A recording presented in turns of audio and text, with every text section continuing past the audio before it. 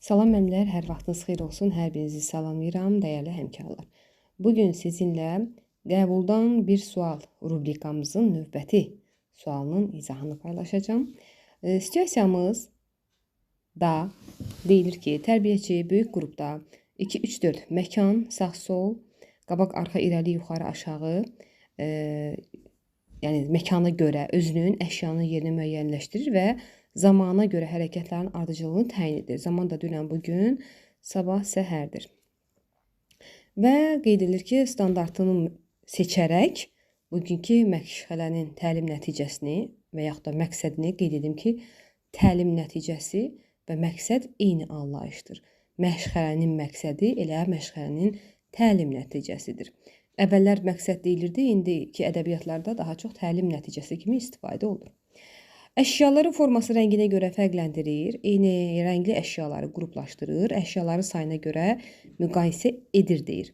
Və qeyd edim ki, sizə biz bir standart seçərkən, məşğələ üçün təlim nəticəsi müəyyənləşdirərkən mütləq şəkildə müəyyənləşdirdiyimiz təlim nəticəsi, yəni məşğələnin məqsədi standartda verilmiş tələblərə uyğun olmalıdır. Bilirsiniz ki, bizim hər bir standartımız bilik və fəaliyyətdən ibarətdir.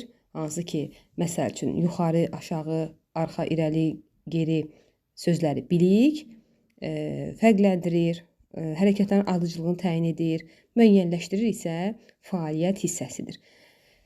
Amma burada diqqət yetirmisinizsə, təbii ki, əksəriyyətiniz təbii ki, doğru cavab yazmısınız. Burada isə standartda məkan münasibətləri, zaman münasibətləri təklif olunsa da, buradakı beləliklə tərbiyəçi təlim nəticəsini rəng, formaya görə fərqləndirməyi, rəngə qruplaşdırmağı və saya görə müqayisə etməyi yazır.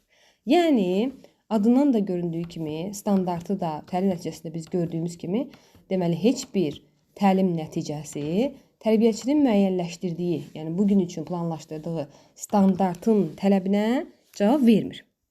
Yəni, belə çıxır ki, təlim nəticəsi, yəni məşğələ üçün müəyyən olmuş məqsəd yanlışdır. Olacaq, tərbiyəçi müəllim məşğələnin təlim nəticəsini, yəni məqsədini düzgün müəyyən etməyib. Niyə?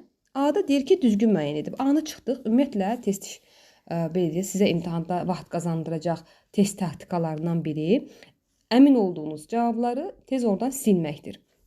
Biz gördük ki, bu cavab doğru deyil, yəni doğru müəyyən etməyib. Ona görə də doğru müəyyən edib deyən A, doğru müəyyən edib deyən Y variantlarını silirik və qalır bizə B, C, D-nin içərisindən situasiyanı doğru şərh edən variantı tapmaq. Gəlin baxaq, B deyir ki, tərbiyəçi müəllim məşğələnin məqsədini düzgün müəyyən etməyib. Çünki standartda uşaqların bilik və bacarığına verilən tələb bir məşğələdə reallaşa bilməz.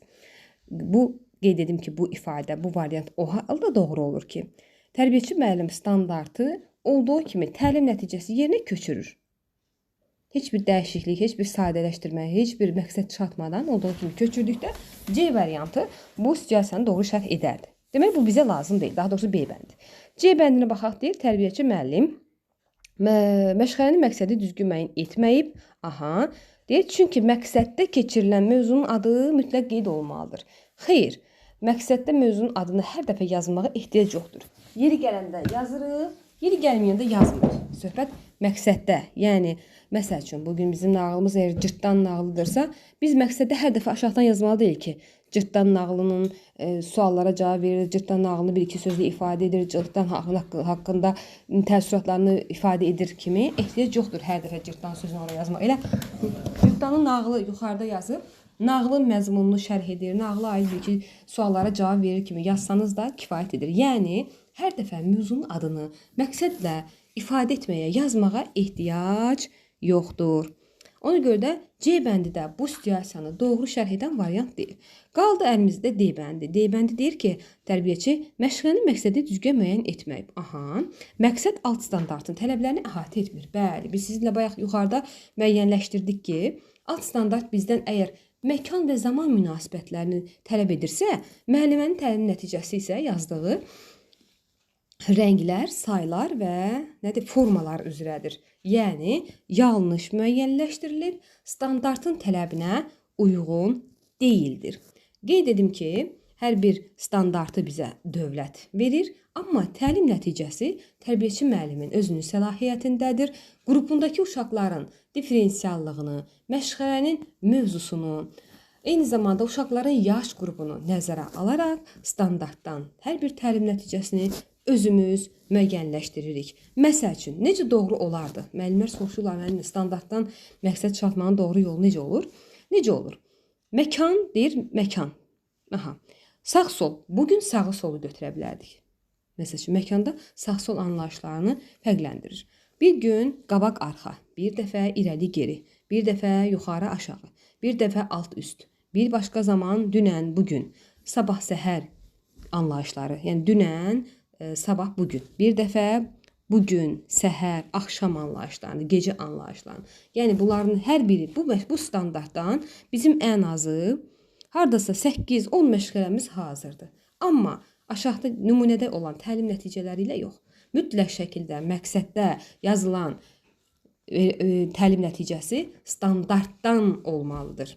Bu qədər müəllimlər. Bugünkü izahımız növbəti izahlarda və növbəti suallarda görüşərik. Əgər siz hələ də bizim ödənişsiz WhatsApp, ödənişsiz Telegram kanallarımızda yoxsunuzsa, ekranda gördüyünüz 077 327 78 63 nömrəsinə yazaraq ödənişsiz dəstəklərimizdən yararlana bilərsiniz.